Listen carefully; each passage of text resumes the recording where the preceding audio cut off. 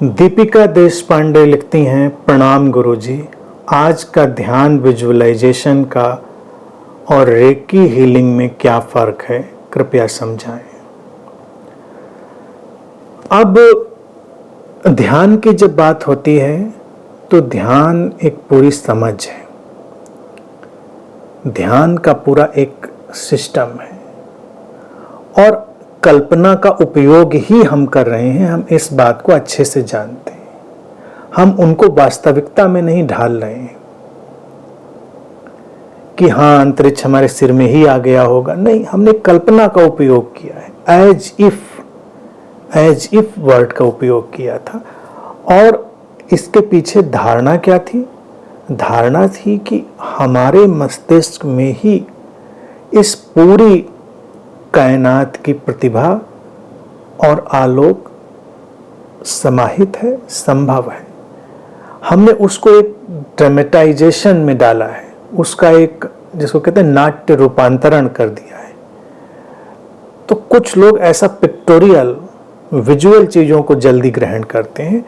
तो ऐसे जब हम ध्यान क्रिएट करते हैं तो ये केवल एक ड्रामेटाइजेशन है, लेकिन उसका सार है यही कि हमारा जो प्रतिभा का तल है वो इतना ही व्यापक है, इतना ही बाउंडलेस है।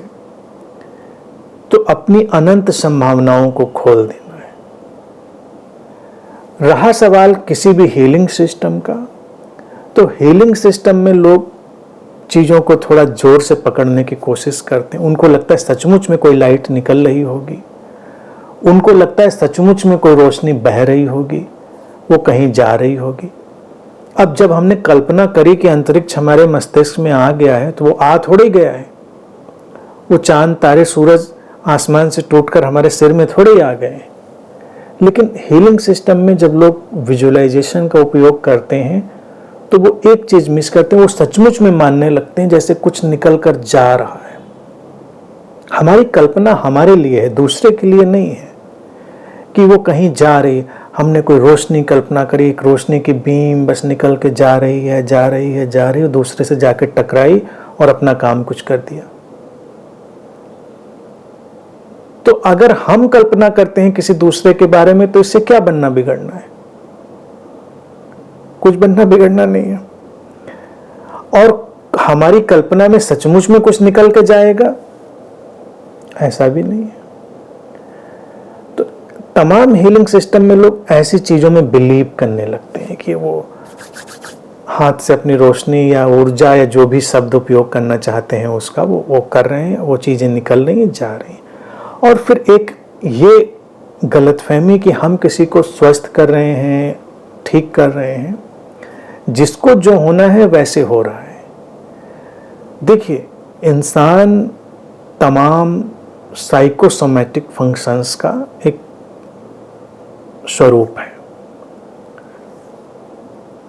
55 से 60% बीमारियां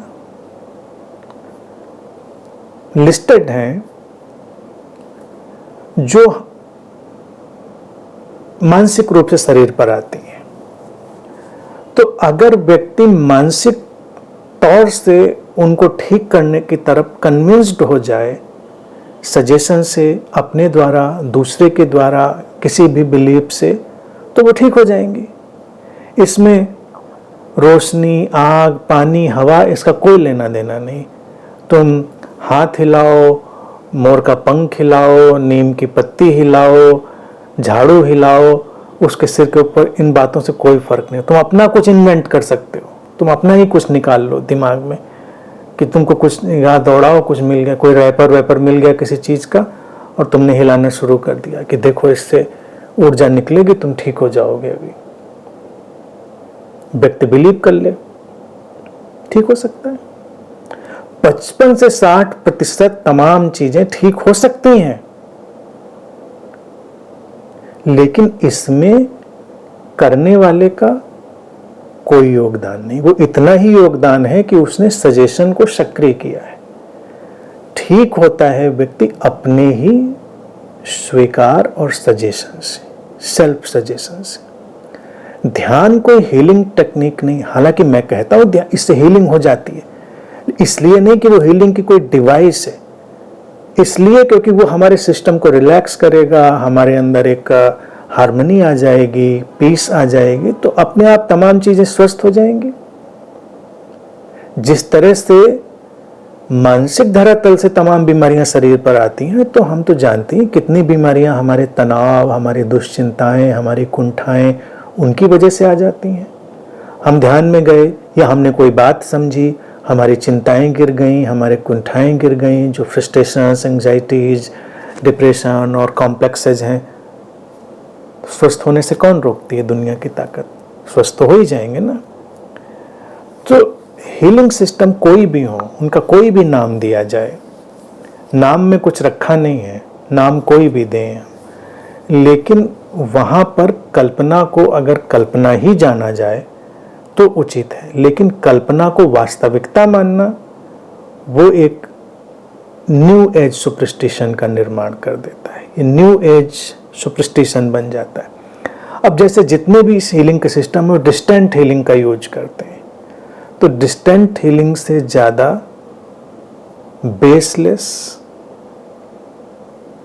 निराधार, व्यर्थ और झूठ कोई बात नहीं होती, वो घटना ही नहीं होती, संभव ही नहीं होती, लेकिन हैं लोग फोटो रखकर डिस्टेंट हीलिंग कर रहे हैं।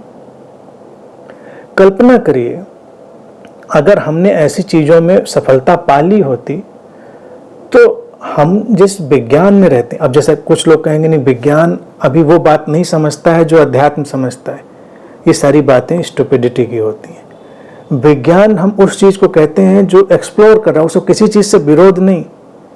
अगर ये बात इस्टेब्लिश हो जाती तो मेडिकल साइंस के सिलेबस में हम उसको डाल लेते, उसकी पढ़ाई शुरू कर लेते। ये अलग बात है, तमाम डॉक्टर्स भी उतने ही सुपरस्टिशियस होते हैं। केवल डॉक्टरी की पढ़ाई कर लेने से कोई इंटेलिजेंट हो जाता है ऐसा नहीं है।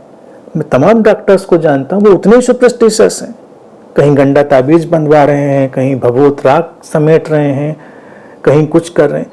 तो इंसान तो एक ही जैसा है, वो डॉक्टर बन जाए, साइंटिस्ट बन जाए, टेररिस्ट बन जाए, पॉलिटिशियन बन जाए, कुछ भी बन जाए, वो अपनी आंतरिक प्रवृत्तियों का शिकार तो रहता ही है। तो मूल बात को समझें, ध्यान आंतरिक रूपांतरण के लिए है, ध्यान रियलिस्टिक है, प्रैक्टिकल है। ध्यान हमको हर चीज़ का उपयोग सिखाता है, कल्पना का भी, लेकिन कल्पना में हमको पूरी तरह से खो जाने नहीं देता है। ध्यान, इसीलिए ध्यान में हमेशा अलौकिक शब्द का उपयोग किया जाता है, इल्यूमिनेशन। क्यों? क्योंकि प्रकाशित होने का, इल्यूमाइंड होने का मतलब इतना है कि अब हम वास्तविक जीवन जी रहे हैं, रियलिस्टिक, प्रैक्टिकल, किसी कल्पना में नहीं खोए।